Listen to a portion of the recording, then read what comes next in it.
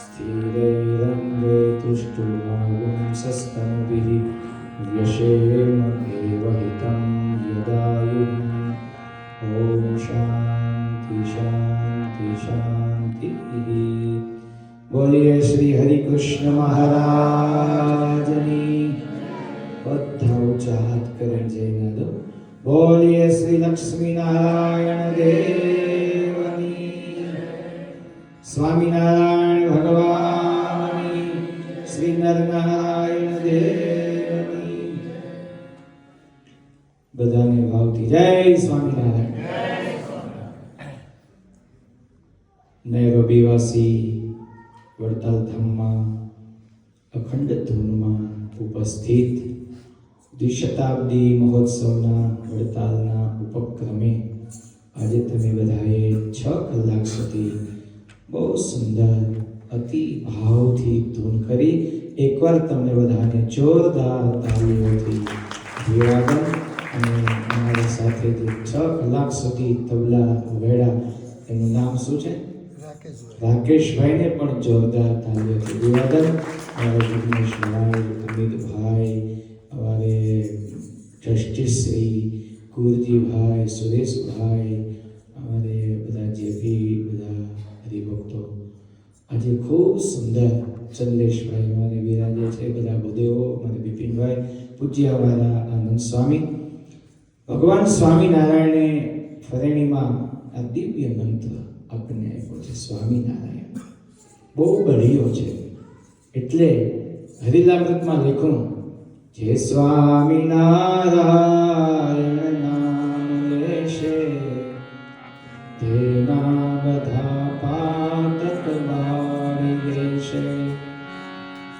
जे नाम मारा श्रुति मायनेक सर्वोपरि आ जगणायक।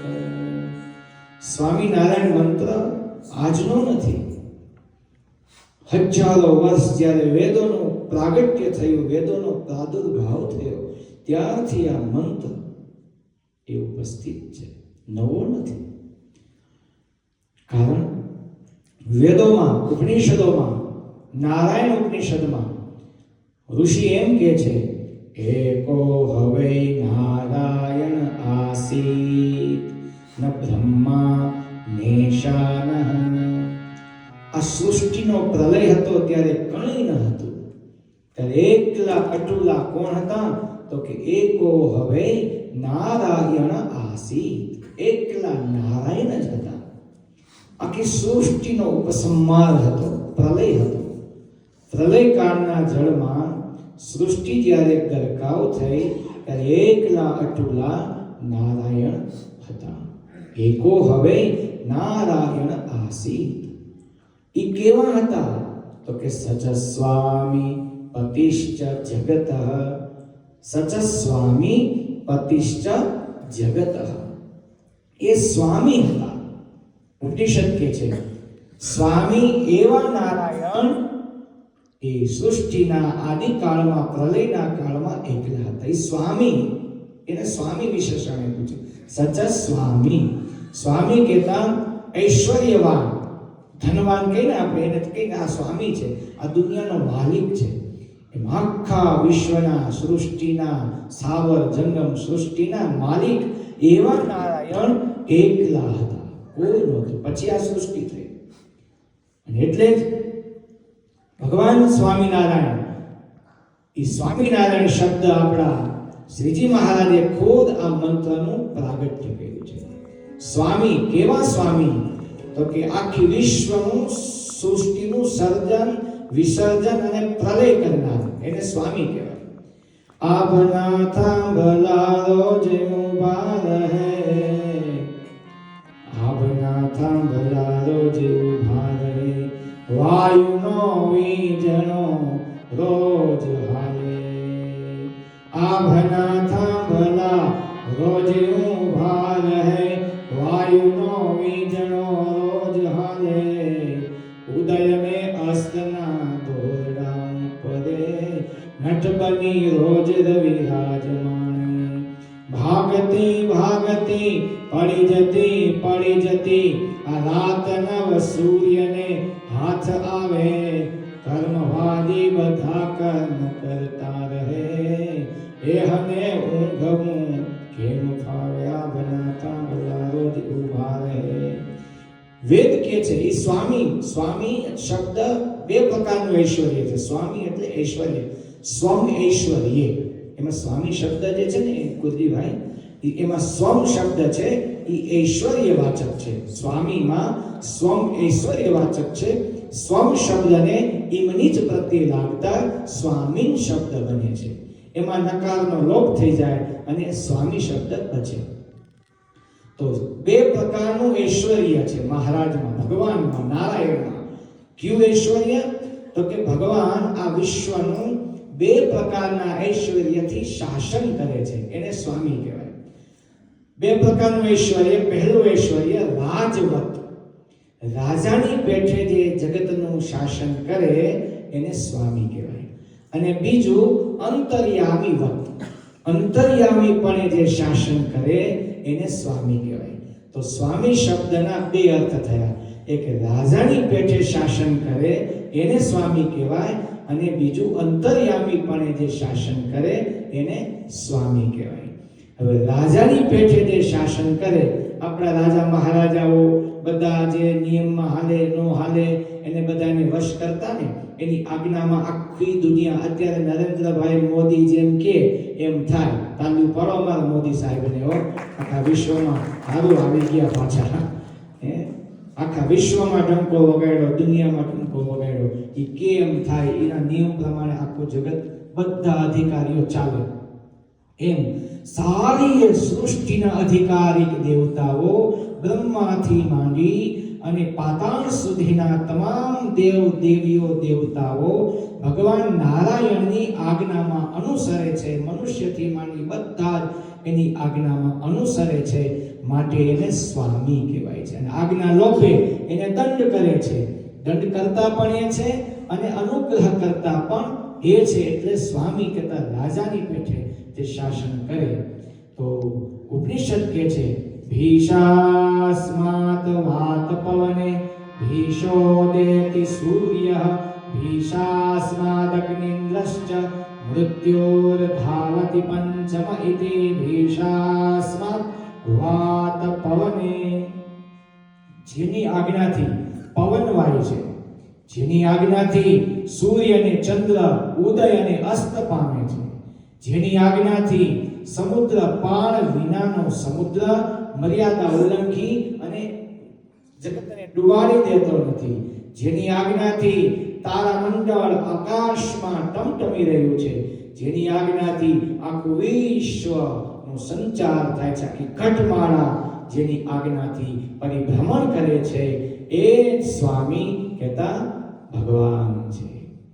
અને આ રાજવત શાસન એ સૂર્ય સમય જ ઉગશે. જોજો આપણે મોડા ઉઠશો, અમે જોય આપણે મોડા ઉઠીશું, સૂર્ય કોઈ દી મોડો ઉઠતો નથી. એટલે એમાં કીધું કે આ બનાતા ભલા રોજ ઉભા રહે, વાયુનો વીજળો રોજ ભાગે, ઉદય અને અસ્તના દોરડાનું પરે, નટ બની રોજ રવિ રાજમાને. સૂર્ય સમય ઉદય થાય છે. ભગવાન સ્વામિનારાયણનું આ વિશેષણ છે સ્વામી. બીજું અંતર્યામીપણે શાસન. બે પ્રકારનું શાસન કીધું ને. અંતર્યામીપણે એટલે હરેકના હૃદયમાં બેસી ભગવાન બધાનું એના જે કર્મો જે જીવ કરે છે એના સાક્ષી ભાવે અંતર્યામી સ્વરૂપે બધું જ જાણે છે. એનાથી કઈ અજાણ્યો નથી. એટલે કીધું ને કે તન કી જાણે મન કી જાણે, જાણે ચિત્ત કી ચોરી, ઉનકે હાથ કહાં છુપાઉં जिनके हाथ में दोरी. તો હૃદયમાં બેઠેલા છે મહારાજ સ્વામિનારાયણ ભગવાન. એ જગતનું એક રાજાની પેઠે શાસન કરે છે, બીજું કર્મ ફળ પ્રદાતૃત્વપણે શાસન કરે છે. જીવ કોઈ છટકી જાય ને એ બધું જ સાક્ષી ભાવે નિહાળે છે. આપણે જે કઈ ક્રિયાકલાપ કરીએ છીએ સારા નરસા, એના શુભ અને અશુભ ફળને આપે એને સ્વામી કહેવાય. જેવું કર્મ એવું ફળ આપે એને સ્વામી કહેવાય. તો આવા સ્વામી એ કોણ? તો કે નારાયણ. નારાયણ એટલે તો કે નરા આપો આપો વે નરા પ્રોક્તા, નરનો સમુદાય, નરાનામ સમૂહ નારમ, મુક્તોનો સમુદાય, જીવ પ્રાણી માત્રનો સમુદાય. એને તેસુ અયનમ, એમાં જે અયન કરતા અંતર્યામીપણે કરીને જે શયન કરે છે, આખા વિશ્વના હૃદયમાં મુક્તોથી માંડી અને તૃણ પર્યંત બધામાં જે અંતર્યામીપણે કરીને જે અયનમ એટલે શયન કરે છે એને નારાયણ કહેવાય છે. મુક્તોનો સમુદાય એને નાર કહેવાય. એ નારમાં અંતર્યામીપણે કરીને રહ્યા છે માટે એને નારાયણ કહેવાય. જીવનો સમુદાય નરાનામ જીવાનામ સમૂહ નારમ, તમામ જીવોનો સમુદાય એમાં અંતર્યામીપણે કરીને રહ્યા છે માટે એને નારાયણ કહેવાય છે. તો એ નારાયણ કેવા? આખા બ્રહ્માંડનું જીવ પ્રાણી માત્રનું સંચાલન કરવાનું જેની પાસે રાજાની પેઠે અને અંતર્યામી પેઠે શાસન કરવાની શક્તિ જેનામાં છે એવા સ્વામી નારાયણ. એકવાર જોરદાર તાળીઓથી આવા સ્વામી નારાયણ ભગવાન આપણને મળ્યા છે. એટલે નિષ્કુળાનંદ સ્વામી કહે છે એની ભક્તિ કરો, એનું ભજન કરો. સ્વામી નારાયણ નામ વાલું લાગે, સ્વામી નારાયણ નામ રાત દિવસ મારા હૃદયા ભીતર જપીશ આઠું જામ વાલું લાગે. સ્વામી નારાયણ નામ ભવ જલ તરવા પાર ઉતરવા ઠરવાનું છે મારે ઠામ વાલું લાગે.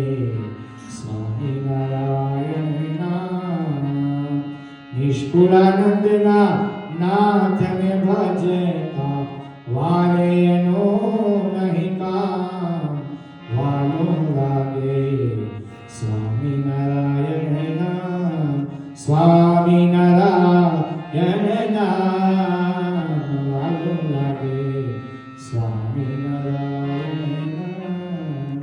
તો આવો અદ્ભુત વૈદિક મંત્ર સ્વામિનારાયણ ભગવાને ફરણીમાં સભા કરી રામાનંદ સ્વામીના 14મા દિવસે આ મંત્ર આપ્યો. આ સ્વામિનારાયણ ભગવાનનો આ મંત્ર આખા વિશ્વ માટે આશીર્વાદ સ્વરૂપ છે. ભક્તો, આશીર્વાદ સ્વરૂપ છે. આ નામ કોઈ દેશે જાણી જાણે કે જીવનું પણ કલ્યાણ થશે. એટલે અરે કોઈ મસ્કરીમાં નામ લે ને, અમે નીકળતા હોય ને યુવાનો બેઠા હોય તો કે છે સ્વામિનારાયણના મુંડિયા જરા મુંડિયા ડામર રોડ કર્યો હોય ને તો એનું પણ કલ્યાણ થશે. આવો મંત્ર અદ્ભુત, બહુ સુંદર. આજે તમે 6 કલાકની ધૂન કરી. ફરી તાલીઓના નાદ કે સાથ બધાને ખૂબ ખૂબ ભાવથી આભાર.